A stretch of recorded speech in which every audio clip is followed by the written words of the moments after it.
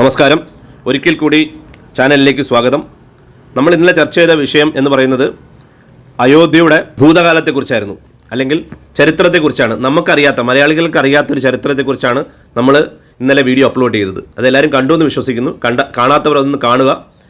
ഇന്ന് നമ്മൾ ചർച്ച ചെയ്യാൻ പോകുന്ന വിഷയം പ്രസൻറ്റ്, ഇതിൻ്റെ വർത്തമാനത്തെക്കുറിച്ചും ഇതിൻ്റെ ഭാവിയെക്കുറിച്ചുള്ള ഒരു കാര്യങ്ങളാണ്, നമ്മൾ കാഴ്ചപ്പാടാണ് നമ്മൾ കാണുന്നത്. ഇത് മലയാളികൾക്ക് അറിയാത്തൊരു കാഴ്ചപ്പാടാണെന്ന് ഞാൻ വിശ്വസിക്കുന്നു. കാരണം ഞാൻ കാണുമ്പോൾ, അല്ലെങ്കിൽ ഞാൻ കേൾക്കുമ്പോൾ അയോധ്യയെക്കുറിച്ച് ഒരു തർക്കഭൂമിയായിട്ട് മാത്രമാണ് ഇന്ന് പലരുടെയും മനസ്സിൽ നിൽക്കുന്നത്. പക്ഷേ അയോധ്യയിലുള്ള ജനങ്ങൾക്ക് തർക്കഭൂമി അല്ലാതെ വികസനത്തിൻ്റെ ഒരു ഭൂമിയായിട്ട് മാറിയിരിക്കുന്നു. നമ്മളെ വിഷണറി ലീഡറായിട്ടുള്ള പ്രധാനമന്ത്രിയായ നരേന്ദ്രമോദിജി ഇതിൻ്റെ പുറവിൽ നിൽക്കുന്നത് ഇതൊരു അമ്പലമായതുകൊണ്ട് മാത്രമാണോ, അതോ അതിൻ്റെ പുറവിൽ വേറെ എന്തെങ്കിലും? അദ്ദേഹം എന്ന് പറഞ്ഞാൽ വികസനത്തിൻ്റെ ഒരു നേതാവായിട്ടാണ് കാണുന്നത്, അല്ലേ? അപ്പോൾ അങ്ങനെ വികസനത്തിൻ്റെ നേതാവായ നരേന്ദ്രമോദിജി ഇതിൻ്റെ പുറവിൽ നിൽക്കുന്നത് വെറും ഒരു വിശ്വാസത്തിൻ്റെ ഭാഗമായതുകൊണ്ട് മാത്രമാണോ? നമുക്ക് നോക്കാം. നമ്മുടെ മലയാളികളെ സംബന്ധിച്ച് ഇതൊരു തർക്കഭൂമിയാണ്.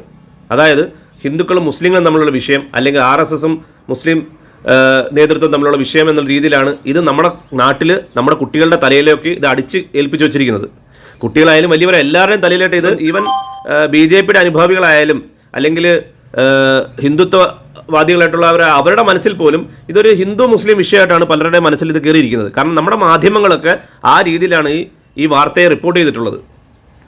ഞാൻ ഇപ്പം കാണുന്ന ഫോട്ടോ, ഇത് ചരിത്രപരമായ വിധി വന്നപ്പോൾ അതിനെ ആഘോഷിച്ച ആൾക്കാരുടെ ഫോട്ടോയാണ് ഈ കാണുന്നത്. അപ്പോൾ ഇവിടെ ഹിന്ദുക്കളും മുസ്ലിങ്ങളും ചേർന്ന് അതിനെ സ്വീകരിച്ചിട്ടുണ്ട്. നമ്മളൊക്കെ വിചാരിക്കുന്ന കണക്ക് എല്ലാ മുസ്ലിങ്ങളും ഇതിനെതിരല്ല. അയോധ്യ ക്ഷേത്രം വരുന്നതിൽ എല്ലാ മുസ്ലിങ്ങളും എതിരല്ല. ഒരുപാട് മുസ്ലിങ്ങൾ അതിനെ അനുകൂലിക്കുന്നുണ്ട്. കാരണം അയോധ്യ ക്ഷേത്രം വന്നാൽ അതിൻ്റേതായിട്ടുള്ള ഗുണം അവിടെ ഉണ്ടാവും. ഇപ്പോൾ ബാബറി മസ്ജിദ് അവിടെ വന്നെന്ന് വിചാരിക്കുക, അതുകൊണ്ട് എത്ര പേരാണ് അവിടെ വരാൻ പോകുന്നത്? എന്ത് വികസനമാണ് അവിടെ ഉണ്ടാകാൻ പോകുന്നത്? അപ്പോൾ നേരെ മറിച്ച് ഇപ്പം നമുക്കറിയാം, മക്ക മദീന മുസ്ലിങ്ങൾക്ക് പ്രധാനപ്പെട്ട സ്ഥലമാണ്. അവിടെ കോടിക്കണക്കിന് ആൾക്കാരാണ് വന്നു പോകുന്നത്. ആ സർക്കാരിന് തന്നെ വലിയൊരു വരുമാനത്തിൻ്റെ ഒരു സ്രോതസ്സാണ്. അപ്പോൾ ഇന്ത്യയിൽ അയോധ്യയിൽ രാമൻ്റെ അമ്പലം വരുമ്പോൾ അതിൻ്റെ വികസനം എന്ന് പറയുന്നത് വലിയതായിരിക്കും. കാരണം അതിലേക്ക് വരുന്ന ടൂറിസ്റ്റുകളുടെ അല്ലെങ്കിൽ ഭക്തജനങ്ങളുടെ ഒഴുക്ക് എന്ന് പറയുന്നത് നമുക്ക് ചിന്തിക്കാൻ പറ്റാത്തത്രയാണ്. ഇപ്പം ലോകത്ത് തന്നെ ഏറ്റവും കൂടുതൽ ഭക്തജനങ്ങൾ സന്ദർശിക്കുന്ന സ്ഥലമായിട്ട് അയോധ്യ മാറിക്കൊണ്ടിരിക്കുകയാണ്.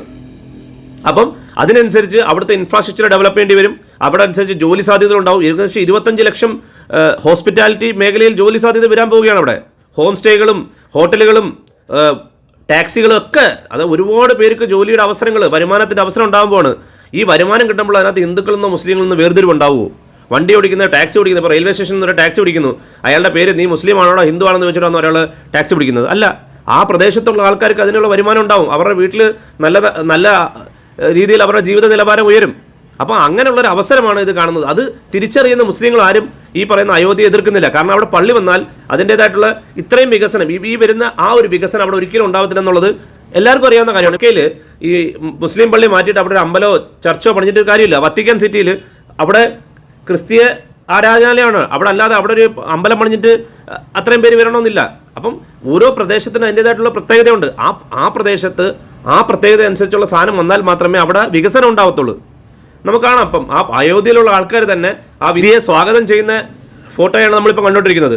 ഇവിടെ ഹിന്ദു എന്നോ മുസ്ലിം ഒന്നും ഇല്ല. കാരണം ആ നാടിൻ്റെ ഒരു വിഷയമാണ്. ആ നാടിൻ്റെ വിഷയം ആ നാട്ടിലുള്ളവർ പരിഹരിക്കാൻ അവർക്ക് പ്രാപ്തിയുണ്ടെന്നാണ് നമുക്ക് മനസ്സിലാക്കേണ്ടത്. അയോധ്യ എന്ന് പറയുന്നത് മലയാളികളെ സംബന്ധിച്ച് ഇന്നും തർക്കഭൂമിയാണ്, അല്ലെങ്കിൽ തർക്കത്തിൻ്റെ ഒരു വിഷയമാണ്. നേരെ മറിച്ച് മറ്റുള്ളവർക്ക്, അവിടെ ഉള്ളവർക്ക് ഇതൊരു വലിയൊരു ബിസിനസ് ഓപ്പർച്യൂണിറ്റിയാണ്. അയോധ്യയിൽ മെഗാ പ്രോജക്റ്റുകളാണ് വരാൻ പോകുന്നത്. ആയിരക്കണക്കിന് കോടി രൂപയുടെ മെഗാ പ്രോജക്റ്റുകൾ അവിടെ വരുന്നുണ്ട്. അപ്പോൾ അതിൻ്റെ പ്രയോജനം ആ നാട്ടിലുള്ള എല്ലാവർക്കും ഉണ്ടാവും.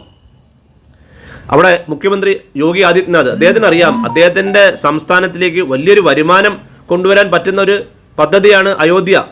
അപ്പോൾ അദ്ദേഹം അതിനു വേണ്ടിയുള്ള എല്ലാ കാര്യങ്ങളും ചെയ്തുകൊണ്ടിരിക്കുകയാണ്. കാരണം അദ്ദേഹത്തിൻ്റെ സംസ്ഥാനത്തിന് കൃത്യമായി വരുമാനം ഉണ്ടായാൽ മാത്രമേ അദ്ദേഹത്തിൻ്റെ സംസ്ഥാനത്തെ കറക്റ്റായിട്ട് ഭരിക്കാൻ പറ്റത്തുള്ളൂ. അവിടെ ഉള്ളവർക്ക് പെൻഷൻ ആയാലും ആനുകൂല്യങ്ങളായാലും ശമ്പളമായാലും കൊടുക്കണമെങ്കിൽ, അവർക്ക് സബ്സിഡി കൊടുക്കണമെങ്കിൽ എല്ലാം സംസ്ഥാനത്തിന് വരുമാനം വേണം. അപ്പോൾ വരുമാനം ഉണ്ടാക്കാനുള്ള വഴികൾ കണ്ടെത്തണം ഒരു സർക്കാർ. ഏതൊരു സർക്കാരിൻ്റെയും പ്രധാനപ്പെട്ട ചുമതല അതാണ്. അല്ലാതെ വെറുതെ വന്ന് ഭരിച്ചിട്ട് പോകുക എന്നുള്ളതല്ല. ഭരിച്ച് കടം മേടിച്ച് മുടിപ്പിച്ചിട്ട് ഒരു സംസ്ഥാനത്തെ മുടിപ്പിച്ചിട്ട് പോകുക എന്നുള്ളതല്ല ഒരു സർക്കാരിൻ്റെ ജോലി.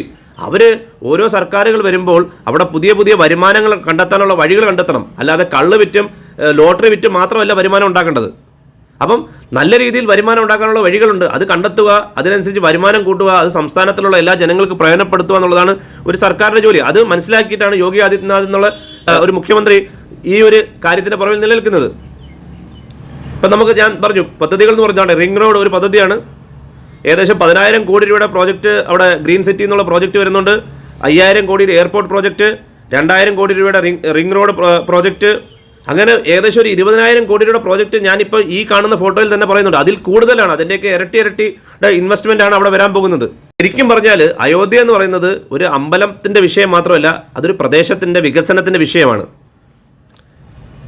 വെറും ഒരു അമ്പലമല്ല, വികസനമാണ് അയോധ്യ എന്ന് തിരിച്ചറിവുള്ള ഒരുപാട് പേര് അവിടെ ഉണ്ട്. പക്ഷെ നമ്മുടെ നാട്ടിലെ മലയാളികൾക്ക് ഇത് തർക്കഭൂമിയും തമ്മിൽ തല്ലും എന്നുള്ളൊരു വിഷയം മാത്രമായിട്ട് മാറിയിരിക്കുകയാണ്. അപ്പോൾ നമുക്ക് അയോധ്യയെ രണ്ട് രീതിയിൽ കാണാം. ഒന്ന്, നമ്മളെ കാണിച്ചു തരും, നമ്മുടെ കേരളത്തിലും പൊതുവെ നമ്മുടെ രാഷ്ട്രീയക്കാരെല്ലാം നമ്മളെ ബോധ്യപ്പെടുത്തുന്ന രീതിയിൽ തമ്മിത്തല്ലും കൊലപാതകവും അല്ലെങ്കിൽ ഹിന്ദു മുസ്ലിം വിഷയമായിട്ട് കാണാം. അതല്ലെങ്കിൽ നമുക്ക് വികസനത്തിൻ്റെ ഒരു പുതിയ മുഖമുദ്രയായിട്ട് തന്നെ അയോധ്യ നമുക്ക് കാണാൻ പറ്റും. അയോധ്യയിൽ എല്ലാ രീതിയിലും ഇപ്പോൾ ഈ അയോധ്യ ക്ഷേത്രം വന്നതിന് പുറകിൽ അവിടെ മികച്ച രീതിയിൽ ഒരു എയർപോർട്ട് വരുന്നുണ്ട്, നല്ല റെയിൽവേ സ്റ്റേഷൻ വരുന്നുണ്ട്, ഹോസ്പിറ്റലുകൾ വരുന്നുണ്ട്, നല്ല റോഡുകൾ വരുന്നുണ്ട്, സ്കൂളുകൾ വരുന്നുണ്ട്, കോളേജുകൾ വരുന്നുണ്ട്, യൂണിവേഴ്സിറ്റി വരുന്നുണ്ട്. അപ്പോൾ അത് വികസനമാണ് അയോധ്യ. എല്ലാവർക്കും എൻ്റെ ഈ വിവരണം ഇഷ്ടമായി എന്ന് വിശ്വസിക്കുന്നു. ഇഷ്ടപ്പെട്ടെങ്കിൽ വീഡിയോ ലൈക്ക് ചെയ്യുക, നിങ്ങളുടെ കമൻസ്, നിങ്ങളുടെ അഭിപ്രായങ്ങൾ കമൻറ്റായി അറിയിക്കുക, നിങ്ങളുടെ ഫ്രണ്ട്സിലേക്ക് പരമാവധി ഈ വീഡിയോ ഷെയർ ചെയ്യുക. എല്ലാവർക്കും ഒരിക്കൽ കൂടി നന്ദി പറഞ്ഞുകൊണ്ട് എൻ്റെ ഇന്നത്തെ വീഡിയോ ഇവിടെ നിർത്തുന്നു. Thank you.